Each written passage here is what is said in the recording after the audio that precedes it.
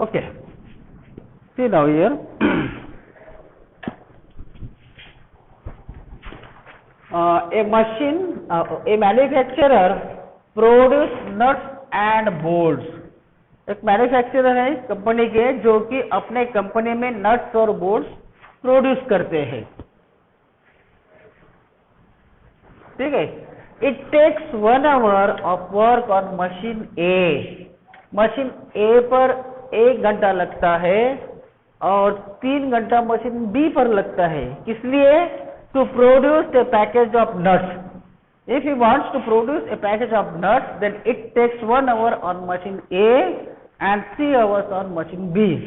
उस नट्स को बनाने के लिए, एक पैकेज का नट्स बनाने के लिए मशीन ए पर 1 घंटा लगता है, हो सकता है जो है ना, बनाने के लिए। और फिर दूसरी मशीन है बी मशीन, उस पर 3 घंटा लगता है, तो वो पैकेज तैयार हो जाता है। उसके बाद it takes 3 hours on machine A and 1 hour on machine B to produce package of bolt. Bolt अगर तैयार करना है, बोल्ट नट के जो बोल्ट होते हैं, वो बोल्ट अगर तैयार करना है तो मशीन ए पे बोल्ट तैयार करने के लिए 3 घंटा लगता है और मशीन बी पर 1 घंटा लगता है, ठीक है ना। He earns a profit of 70 rupees and 50 पैसा पर package on the nuts. Nuts का जो पैकेज है, एक नट के पैकेज पर उसको 17.5 रुपए प्रॉफिट मिलता है एंड ₹7 पर पैकेज ऑफ बोल्ट्स। बोल्ट्स का एक पैकेज बेचने के बाद उसको 7 रुपए प्रॉफिट मिलता है ना। So how many package of each should be produced each day so as to maximize his profit? तो उसने given the constant when he operates his machines at most 12 hours each machine, अगर वो दोनों machine एक साथ दिन भर 12 घंटा कंटिन्यू चलाता है तो उसने मशीन ए पर कितने पैकेज बनाना है, मशीन बी पर कैसे बनाना है, मीन्स आपका नट्स के पैकेज उसने कितने तैयार करना चाहिए और बोल्ट्स के पैकेजेस उसने कितने तैयार करना चाहिए, ताकि वो बेचने के बाद उसका प्रॉफिट जो होगा वो मैक्सिमम होगा। मशीन दोनों साइमल्टेनियसली आपके 12 घंटा चलेगी, उससे ज्यादा नहीं, एटमोस्ट 12 आवर्स। तो पूरा 12 घंटे में कौन से पैकेज ज्यादा बनाना चाहिए ताकि उसका प्रॉफिट जो है वो मैक्सिमम हो जाएगा। तो हाउ मेनी पैकेजेस बोला उसने यहाँ पर, तो हम एक्स बोलते हैं, यहाँ पे वेरिएबल्स हमारे एक्स और वाई ले लेते हैं। So let he produces x number of packages of boards, वही नट है कि बोल्ट है, बोल्ट है ना पर बोल्ट नट्स है, अच्छा okay nuts, okay and y number of packages of bolts, ठीक है ना। ये कंसीडर कर लेते हैं एक्स और Y. X number of nuts के पैकेज सपोज वो बनाता है, प्रोड्यूस करता है, Y number of package of bolts के तैयार करता है। सो देयरफॉर इसके लिए टेबल तैयार करेगा।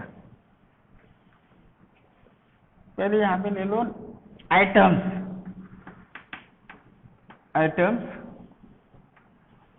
ये नट्स है, ये बोल्ट्स है, बोल्ट, और यहाँ पे number of packages, suppose x और ये वाई, ठीक है। मशीन ए का constraint, machine A x number of nuts बनाने के लिए मशीन ए पर कितना समय लगता है, एक्स नंबर ऑफ नट्स, या एक पैकेज बनाने के लिए, काय का नट्स का, देखो तो मैं nuts and bolt, he takes 1 hour of work on machine A and 3 hours on machine B to produce nuts बनाने के लिए मशीन ए पर 1 घंटा लगता है, मशीन ए पर 1 घंटा लगता है। अच्छा बोल्ट बनाने के लिए मशीन ए पर कितना लगता है, देखा इट टेक्स 3 hours, यहाँ पर 3 आ जाएगा, ठीक है। देन इट मशीन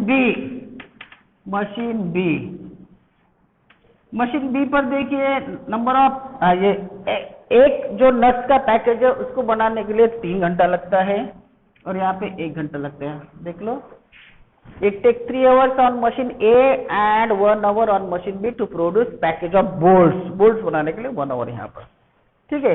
अभी एटमोस्ट टाइम मशीन कितना घंटा चलती है, देखो आप, एटमोस्ट टाइम, ठीक है। तो यहाँ पर ये मशीन एक दिन भर तो अरे टोटल 12 घंटा चला सकता है, ज्यादा से ज्यादा 12 आवर्स, और ये भी 12 आवर्स चला सकता है वो। इस तरह से पहले टेबल तैयार कर लो। ये 12 घंटा चलेगी मशीनें मैक्सिमम, और ये 12 घंटा मैक्सिमम, एटमोस्ट 12 घंटा चलेगी, उससे ज्यादा नहीं। तो इसी दिए हुए समय में आपको अभी नंबर ऑफ पैकेजेस बोल्ट्स और नट्स के तैयार करना है, ताकि उसका जो प्रॉफिट होगा वो मैक्सिमम होगा। या प्रॉफिट का भी एक टेबल बना सकते, प्रॉफिट, एक कॉलम और बढ़ा दो। मशीन ये नट्स के पैकेज पर उसको 17 रुपीज है 50 पैसा, और यहाँ पे 7 रुपए है, इस तरह से, है ना। अभी हमारा टेबल तैयार हो गया। अब इस डाटा से आप क्या करो, कंस्ट्रेंट लिख लो, constraint. So he will produce suppose x number of packages of nuts, so that number of packages x may be greater than or equal to 0. So number 1, x would be greater than or equal to 0, y would be greater than or equal to 0. Non-negative constraints, non-negative constraints, कुछ ना कुछ packages को nuts और bolts का कुछ ना कुछ या तो 0 करेगा या तो कुछ ना कुछ पैकेजेस प्रोड्यूस करेगा, ठीक है ना। उसके बाद मशीन ए का जो कंस्ट्रेंट है, मशीन ए कितना घंटा चल सकती है, 12 घंटा चल सकती है, ज्यादा से ज्यादा। अब एक नट का पैकेज बनाने के लिए 1 घंटा, एक पैकेज बनाने के लिए 1 घंटा, तो एक्स नंबर ऑफ पैकेजेस बनाने के लिए कितना घंटा, 1 इंटू एक्स, 1 इंटू, जैसे कि अगर 5 पैकेजेस है तो 5 घंटा हो जाएगा, 6 पैकेज है तो 6 घंटा हो जाएगा, है ना, मशीन ए पर। सो 1 इंटू एक्स प्लस मशीन ए का कंस्ट्रेंट लिखते हैं हम। एक बोल्ट का पैकेज बनाने के लिए मशीन ए पर 3 घंटा लगता है, 3 घंटा। वाई नंबर ऑफ पैकेजेस के लिए 3y, इतना समय लगेगा, 3 into Y, 3y। It should be less than और इक्वल टू, क्या होगा, लेस देन और इक्वल टू 12। 12 घंटा से कम मशीन चलेगा, चले, इक्वल टू, लेकिन उससे ज्यादा नहीं होना चाहिए। 12 घंटा से ज्यादा मशीन आपके पास में अवेलेबल नहीं है। So this is the constraint of machine A. You can write here machine A constraint, machine A का. Similarly, write down the constraint of machine B also. Now here machine B takes 3 hours to produce one number of package of nuts. So this will be 3x plus y. This will also be less than or equal to 12. ये भी आपके पास में 12 hours available है machine, इससे ज्यादा नहीं है। So machine B constraint, machine B का कंस्ट्रेंट हो गया। Okay, now profit per package of nuts, एक नट के पैकेज पे 17 रुपया 50 पैसे उसको प्रॉफिट है, तो एक्स नंबर ऑफ पैकेजेस पे कितना होगा, 17.50 इंटू एक्स, प्लस एक बोल्ट के पैकेज पर 7 रुपया प्रॉफिट है, तो वाई नंबर ऑफ बोल्ट के पैकेज पर कितना प्रॉफिट, 7y। तो ये हमारा ऑब्जेक्टिव फंक्शन हो गया, ये प्रॉफिट का फंक्शन हो गया। तो write Z maximize, Z maximize करना है, maximum value of the objective function निकालना है। So profit objective function, your objective function, ये आपका ऑब्जेक्टिव फंक्शन होगा, और ये हमें मैक्सिमाइज करना है, इसका प्रॉफिट जो है वो मैक्सिमम होना चाहिए। तो what should be number of packages of nuts and packages of bolt, कितने पैकेजेस उसने दोनों मशीन पर तैयार करना चाहिए ताकि उसका प्रॉफिट मैक्सिमम हो जाएगा।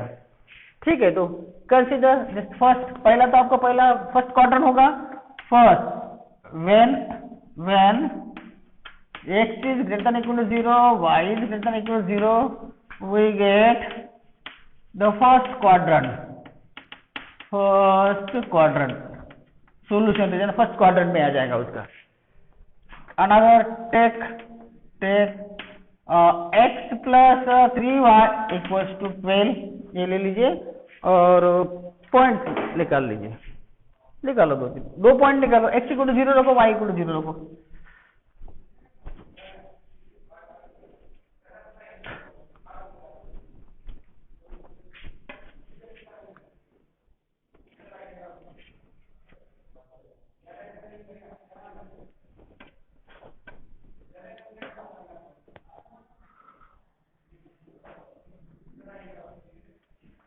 In previous years, CBSE was asking this question of 6 marks every year.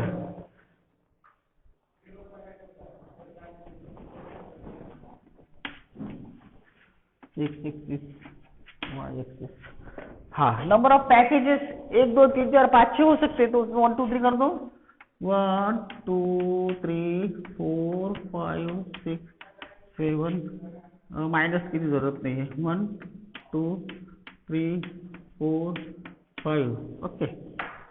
Now take the points here, x plus 3y equals to 12, 12 आ जाएंगे क्या?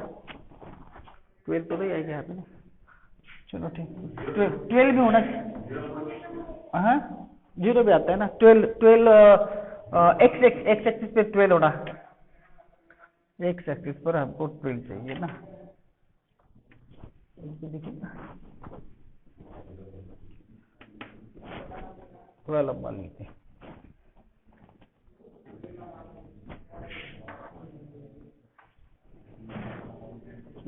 ये y डैश, इधर भी 0 आएगा ना, दूसरे इस पर इधर भी 0 आ सकता है,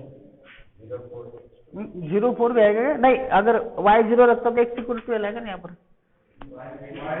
ठीक है दूसरा चेंज कर दे, कोई बात नहीं, ओके ओके ठीक है, 1 2 3 4 5, चलो छोटा नंबर लगते हैं, x एक्सिस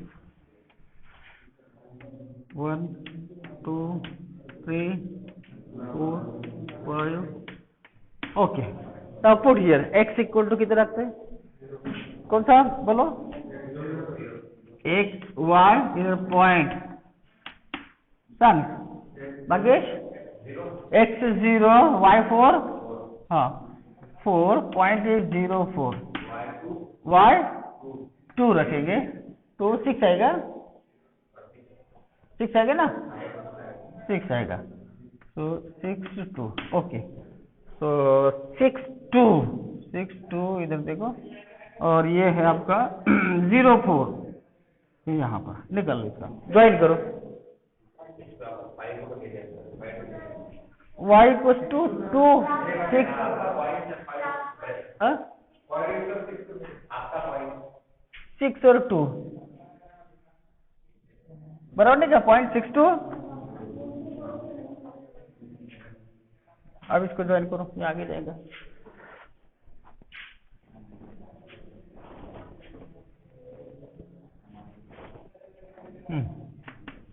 चलो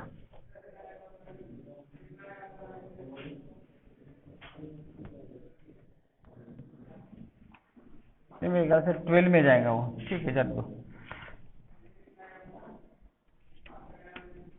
So this is x plus 3y equals to 12, x plus 3y equals to 12 की लाइन है, okay, now put x equal to 0, y equal to 0 in x plus 3y is less than or equal to 12, so 0 is less than or equal to 12, which is true, 12 से छोटा है 0, so which is true,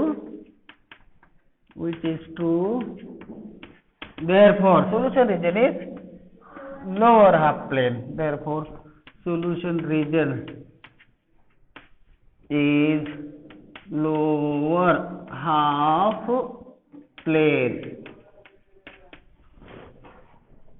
ठीक है ना, 4, यहाँ पे correct 4 में से नहीं जाएगा वो, कितने देखो y इक्वल टू 12 0, हाँ बराबर है जाता है, 4 3 12 माइनस 12 0, x इक्वल टू 0 बराबर 4 में से जाएगा, चलो ओके। तो नाउ टेक अनदर कंस्टेंट, दूसरा कंस्टेंट ले लो, दूसरा कंस्टेंट ले लेते हैं, सेकंड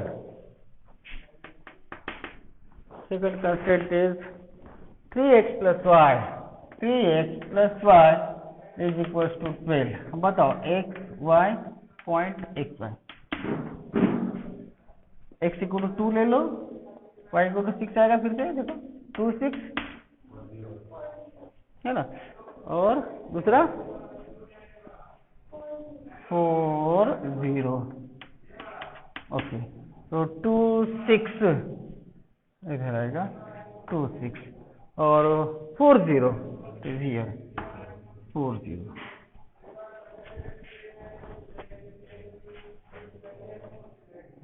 अब ग्राफ पेपर पे निकालना है इसको अच्छी तरह से।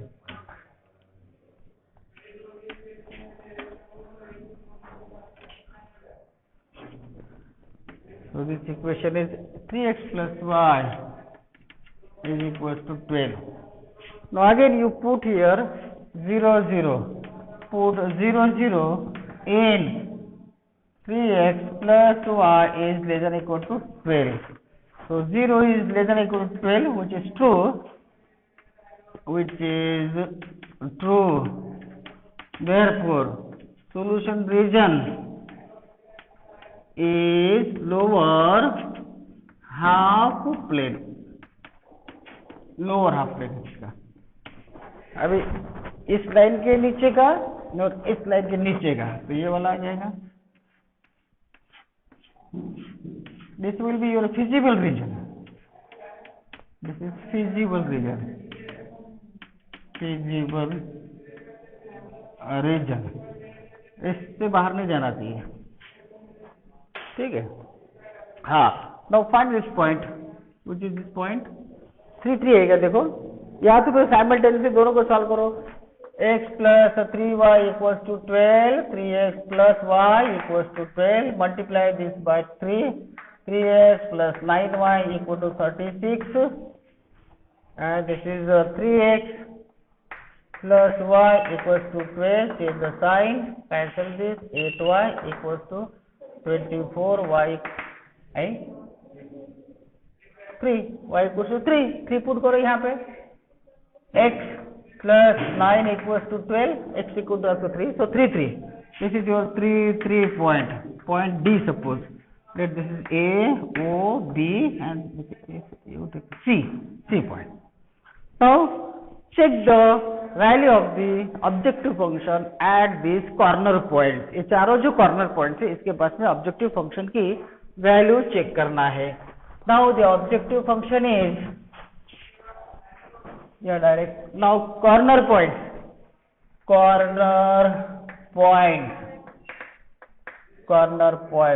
और इधर objective function की value, objective function which is z equals to 17.50x plus 7y. So first point is, this is 0.4, a point 0.4, निकालो इसकी value, O is 0.0, second, C is 4.0, this is B 4.0, and last C is 3.3. Find the values for these different points. तो कितना होगा, 0 z equals to 0 plus 7 into 4 28 rupees और 20 rupees profit होगा उसका। इधर z equal 0 plus 0 that is 0, so z equal 17.50 into 4 plus 0 that is 70 होगा यहाँ पर, and this is z equals to 17.50 into 3 plus 7 into 3 that is 17 का 52.5 plus 21 73.5 rupees, बराबर है। तो इसमें देखो मैक्सिमम वैल्यू कौन सी 3 के पास में है ना, so he will produce 3 packages of nuts and 3 packages of bolts.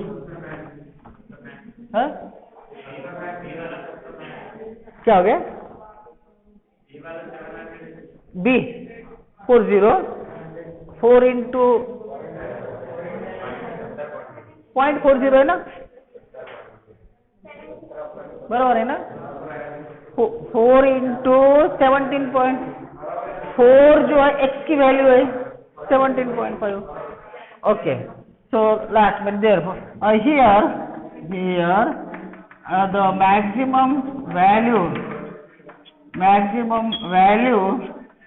of the objective function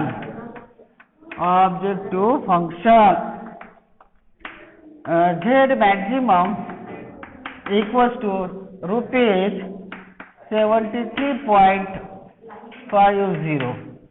Therefore he will produce three number of packages of bolts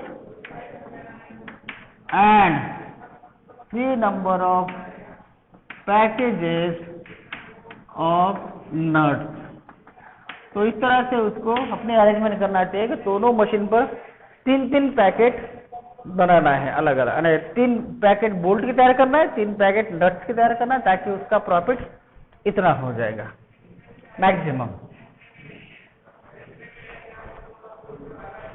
ठीक है, अभी नेक्स्ट तो क्वेश्चन कंप्लीट होगा कि नहीं टाइम में? क्वेश्चन लेंदी है ये, आधा घंटा तो लगता ही। सुले क्या है, इसको वीडियो को बंद कर देंगे। ठीक है, क्वेश्चन लिख लो नेक्स्ट। एक ट्रांसपोर्टेशन का क्वेश्चन देखते हैं, हम तो डिस्कस करते हैं, इसका आंसर देखते हैं, अगर समय है हमारे पास में देखेंगे, नेक्स्ट तो फिर नेक्स्ट पीरियड में उसको कंप्लीट करेंगे।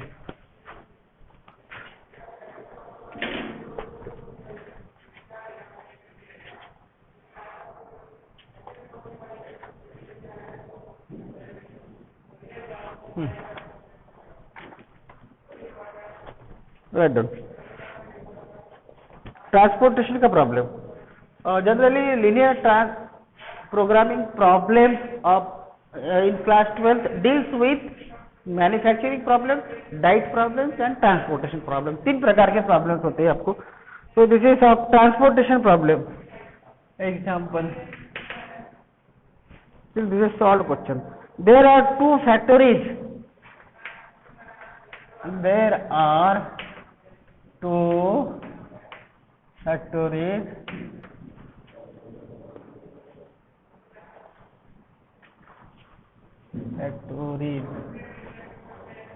located one at place P। एक फैक्ट्री प्लेस P की जगहों पर लोकेट है, and the other at place Q, and the other at place Q, इस जगहों पर लोकेट है दूसरी कंपनी, दूसरी factory. From these locations,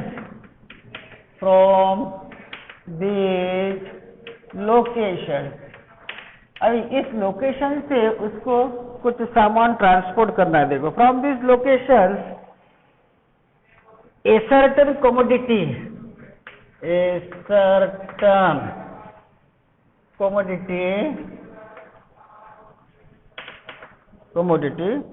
is to be delivered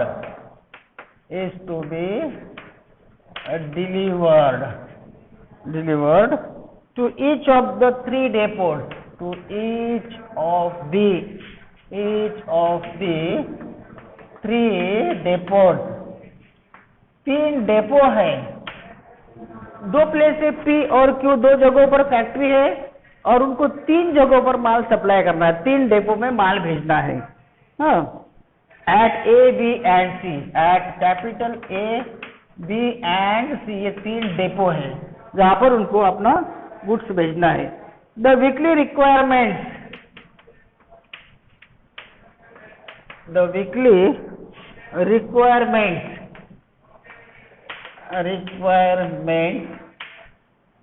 of the depots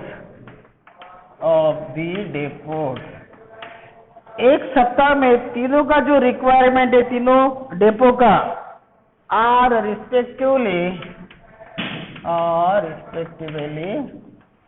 5 unit second 5 unit and 4 unit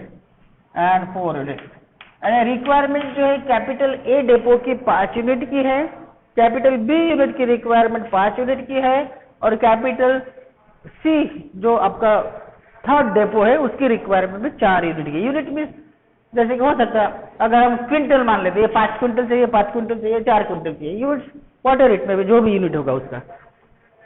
okay, of the commodity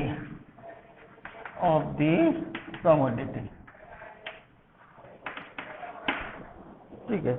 while the production capacity production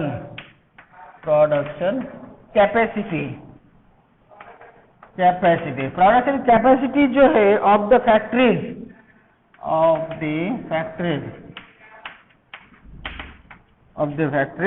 at P and Q are respectively 8 and 6 units, ठीक है ना। हफ्ते में factory ए जो है वो 8 unit तैयार करती है, 8 यूनिट जो भी कमोडिटी होगी उतना तैयार करती है। फैक्ट्री बी 6 यूनिट तैयार करती है। तो इनका एक कंसेप्ट है, इस तरह से दोनों फैक्ट्री माल तैयार करती है। अब रिक्वायरमेंट जो है तीनों फैक्ट्री के 5, 5, 4 है, 5, 5 और 4 यूनिट। ये भी 14 हो गए, ये भी 14 हो गए, है ना। फैक्ट्री ने 14 यूनिट तैयार किए, 14 यूनिट ट्रांसपोर्ट करना है तीनों अलग अलग डिपो में। तो ट्रांसपोर्टेशन का अभी लेके जाने का जो रेट है, ये 1 यूनिट के लिए ट्रांसपोर्टेशन का चार्जेस कितना है, ट्रक से लेके जाना है तो उसका खर्चा देंगे। ये डिपो के पास में लेके जाओ, ये बी डिपो में लेके जाओ, इतने यूनिट सी डिपो में लेके जाओ, और फिर ट्रांसपोर्टेशन का आपको चार्जेस देगा कि पर किलोमीटर भाई ए डिपो में जाने का इतना रुपया खर्चा है, बी डिपो में जाने का इतना खर्चा है।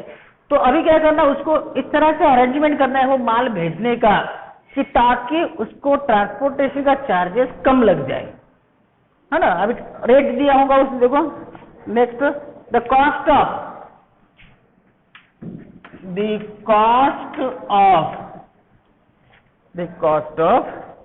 Transportation the cost of transportation per unit is given as क्या दे इसमें from और to,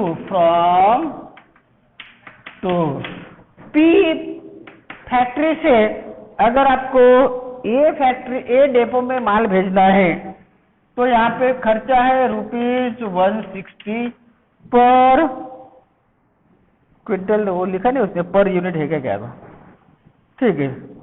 बी डेपो में भेजना है तो खर्चा है ₹100, हाँ पर यूनिट, 1 यूनिट भेजने का खर्चा ₹150 है।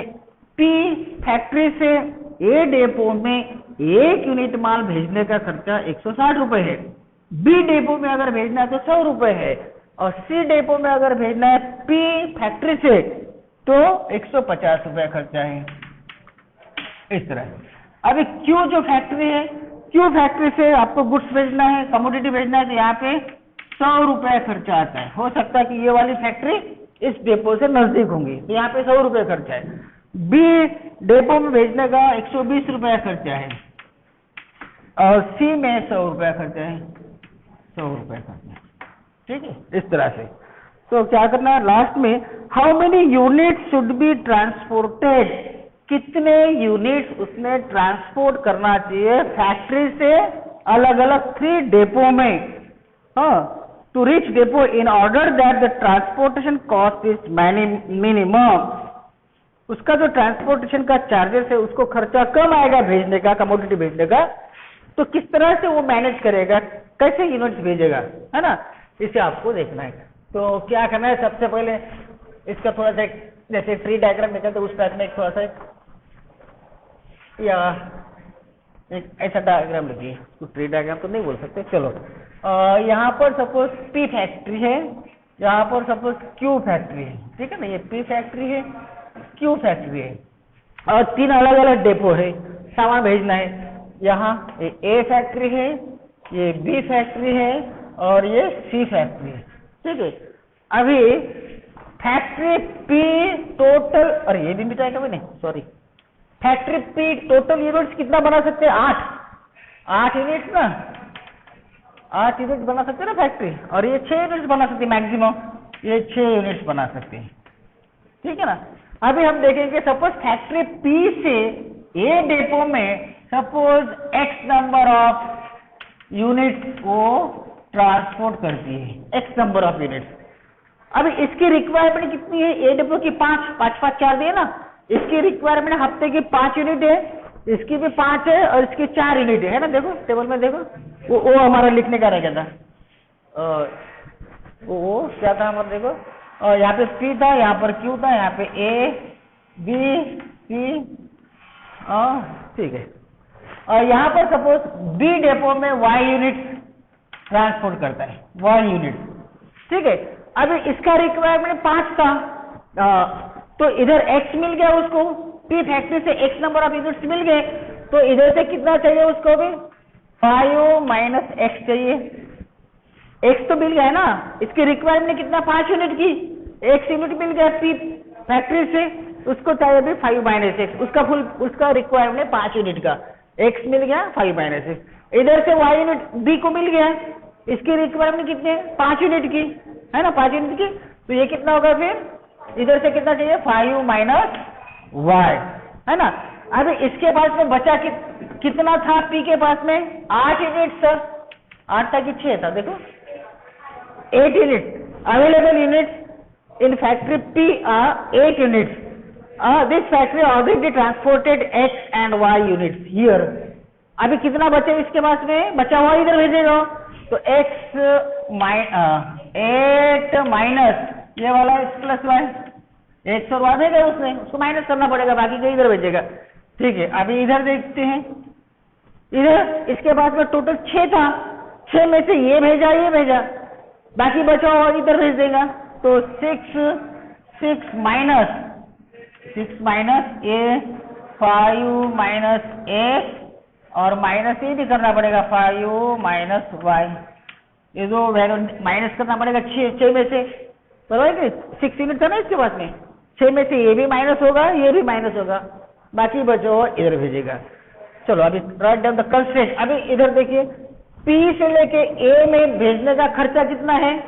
P फैक्ट्री से A डेपो में 1 यूनिट भेजने का खर्चा रुपीज कितना? 150 है, 160 है।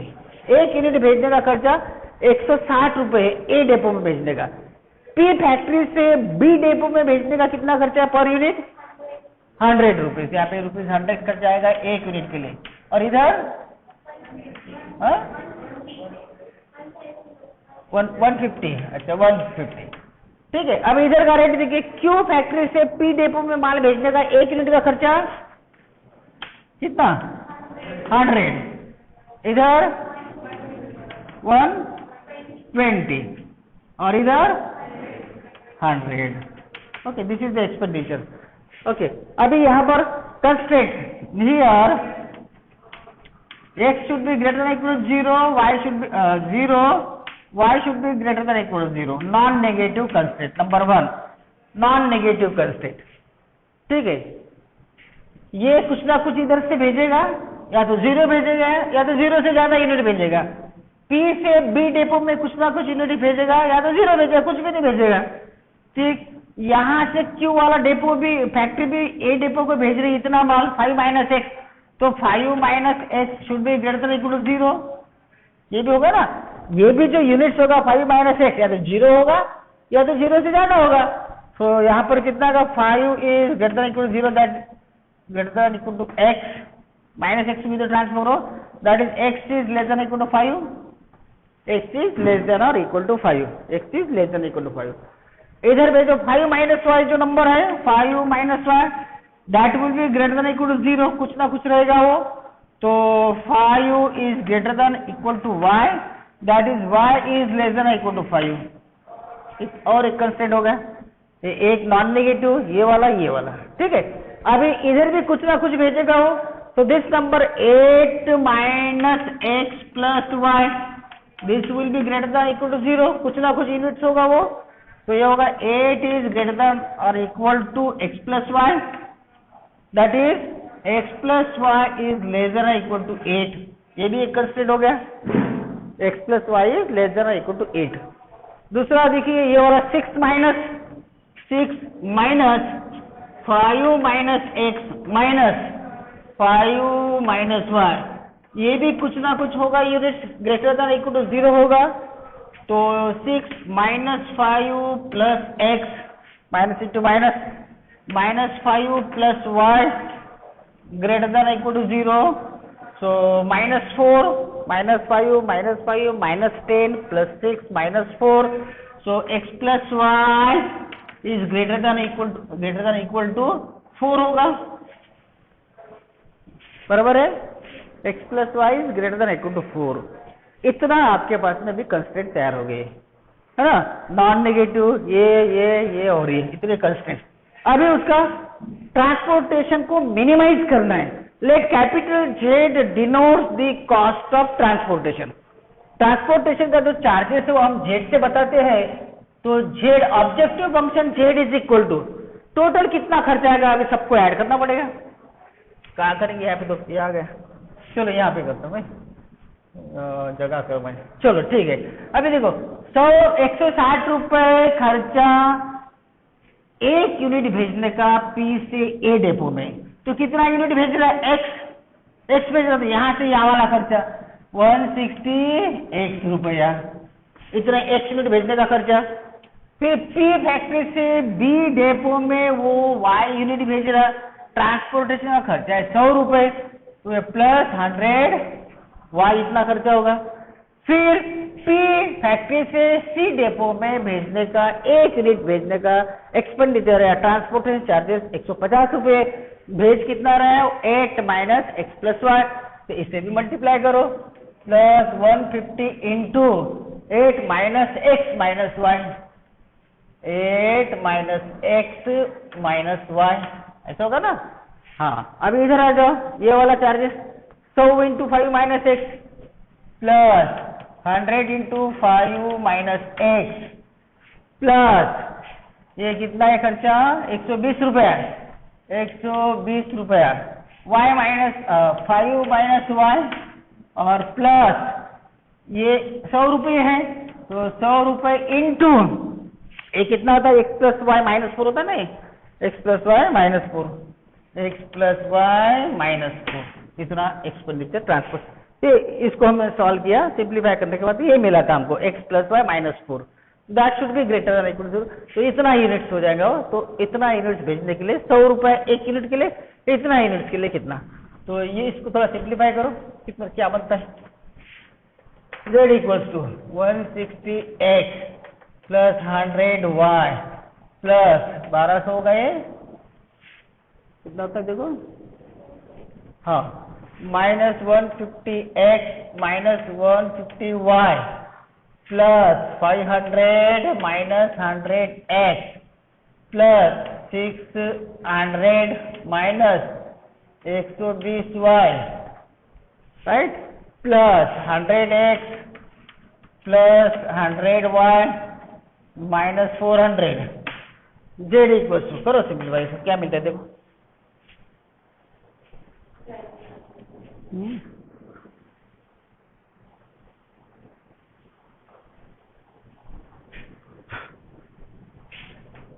Ten into bracket x minus 7y plus 190, check करो आता क्या देखो, सिंप्लीफाई करो, ये आना चाहिए देखो,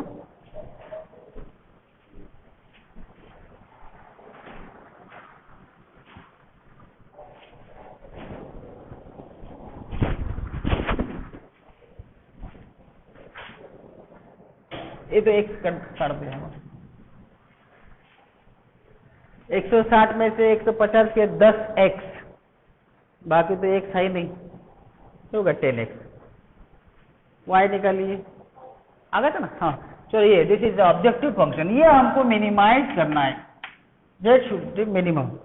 बस अभी आप इसका ग्राफ निकालो, नॉन नेगेटिव कंस्टेंट निकालो, x is less than equal to 5, उसकी लाइन कैसी होगी, 5 से छोटी होना चाहिए, 5 1 2 3 4 5, तो ऐसी होगी x इक्वल टू 5 की लाइन, x इक्वल टू 5 की लाइन ये वाली हो जाएंगी। x equal to 5 less than means इधर वाला आ जाएगा, x आपको लेस देन 5 चाहिए। y इक्वल टू 5 जो है 1 2 3 4 5 अगर है होता, ये y इक्वल टू 5 की लाइन हो जाएंगी, है ना। It should be less then 5, तो इधर हो जाएगा नीचे वाला। बाद में ये x plus y equal to 8 की लाइन निकालो, x plus y equal to 8 की, उसका सोल्यूशन तो जो रीजन देखो कुछ साइड में आता है तो, और x plus y equal to 4 की लाइन निकालो, उसका सोल्यूशन तो जो, फिर चारों का जो कॉमन सोल्यूशन रीजन आता that will be your feasible region, वो आपका फिजिबल रीजन हो जाएगा। फिर उसके कॉर्नर पॉइंट्स के पास में z मिनिमम इक्वल टू इस फंक्शन की वैल्यू चेक करो x और y के लिए, जो सबसे कम होगी वो कोऑर्डिनेट्स में value of x and y, that will be your answer. तो x मिल जाएगा तो आपको पता चलेगा कि P फैक्ट्री से A डेपो में कितना यूनिट भेजना चाहिए, y मीन्स P फैक्ट्री से B डेपो में कितना यूनिट भेजना चाहिए, वो y मिलेगा। बाकी इस तरह से x और y पता हो गया कि बाकी निकाल सकते हैं। ठीक है, चलो ओके।